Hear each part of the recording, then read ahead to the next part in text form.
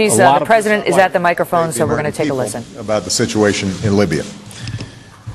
Over the last several weeks, the world has watched events unfold in Libya with hope and alarm. Last month, protesters took to the streets across the country to demand their universal rights and a government that is accountable to them and responsive to their aspirations. But they were met with an iron fist. Within days, whole parts of the country declared their independence from a brutal regime, and members of the government serving in Libya and abroad chose to align themselves with the forces of change.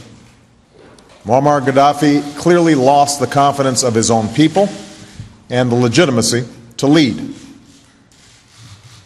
Instead of respecting the rights of his own people, Gaddafi chose the path of brutal suppression. Innocent civilians were beaten, imprisoned, and in some cases killed. Peaceful protests were forcefully put down. Hospitals were attacked, and patients disappeared. A campaign of intimidation and repression began. In the face of this injustice, the United States and the international community moved swiftly. Sanctions were put in place by the United States and our allies and partners.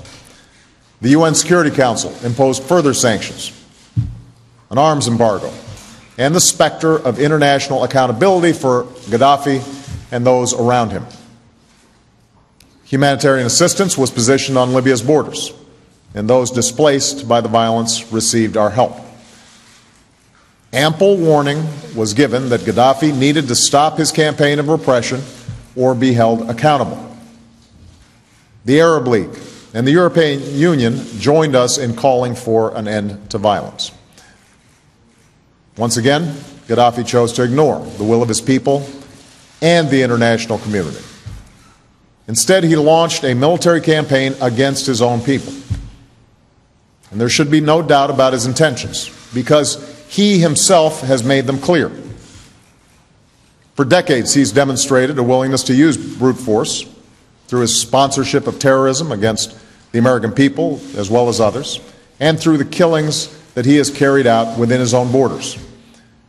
And just yesterday, speaking of the city of Benghazi, a city of roughly 700,000 people, he threatened, and I quote, "We will have no mercy and no pity." No mercy on his own citizens. Now, here's why this matters to us. Left unchecked, we have every reason to believe that Gaddafi would commit atrocities against his people. Many thousands could die. A humanitarian crisis would ensue. The entire region could be destabilized, endangering many of our allies and partners. The calls of the Libyan people for help would go unanswered. The democratic values that we stand for would be overrun. Moreover, the words of the international community would be rendered hollow. That's why the United States has worked with our allies and partners to shape a strong international response at the United Nations. Our focus has been clear: protecting innocent civilians within Libya and holding the Gaddafi regime accountable. Yesterday, in response to a call for action by the Libyan people and the Arab League, the UN Security Council passed a strong resolution that demands an end to the violence against citizens. It authorizes the use of force with an explicit commitment to pursue all necessary measures to stop the killing, to include the enforcement of a no-fly zone over Libya. It also strengthens our sanctions and the enforcement of an arms embargo against the Gaddafi regime. Now, once more, Muammar Gaddafi has a choice.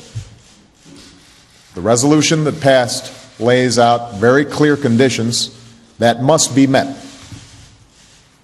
The United States, the United Kingdom, France, and Arab states agree that a ceasefire must be implemented immediately. That means all attacks against civilians must stop. Gaddafi must stop his troops from advancing on Benghazi, pull them back from Ajubia, Misrata, and Zawiya, and establish water, electricity, and gas supplies to all areas. Humanitarian assistance must be allowed to reach the people of Libya. Let me be clear. These terms are not negotiable. These terms are not subject to negotiation. If Gaddafi does not comply with the resolution, the international community will impose consequences, and the resolution will be enforced through military action. In this effort, the United States is prepared to act as part of an international coalition. American leadership is essential, but that does not mean acting alone. It means shaping the conditions for the international community to act together. That's why I've directed Secretary Gates and our military to coordinate their planning, and tomorrow Secretary Clinton will travel to Paris for a meeting with our European allies and Arab partners about the enforcement of Resolution 1973. We will provide the unique capabilities that we can bring to bear to stop the violence against civilians, including enabling our European allies and Arab partners to effectively enforce a no-fly zone. I have no doubt that the men and women of our military are capable of carrying out this mission. Once more, they have the thanks of a grateful nation and the admiration of the world. I also want to be clear about what we will not be doing. The United States is not going to deploy ground troops into Libya. And we are not going to use force to go beyond a well-defined goal, specifically the protection of civilians in Libya. In the coming weeks, we will continue to help the Libyan people with humanitarian and economic assistance so that they can fulfill their aspirations peacefully. Now, the United States did not seek this outcome.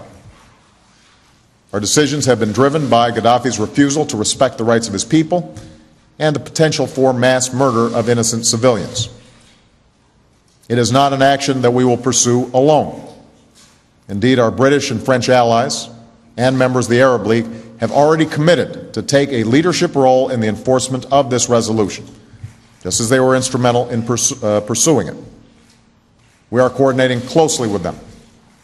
And this is precisely how the international community should work, as more nations bear both the responsibility and the cost of enforcing international law. This is just one more chapter in the change that is unfolding across the Middle East and North Africa. From the beginning of these protests, we've made it clear that we are opposed to violence. We've made clear our support for a set of universal values and our support for the political and economic change that the people of the region deserve. But I want to be clear. The change in the region will not and cannot be imposed by the United States or any foreign power. Ultimately, it will be driven by the people of the Arab world. It is their right and their responsibility to determine their own destiny.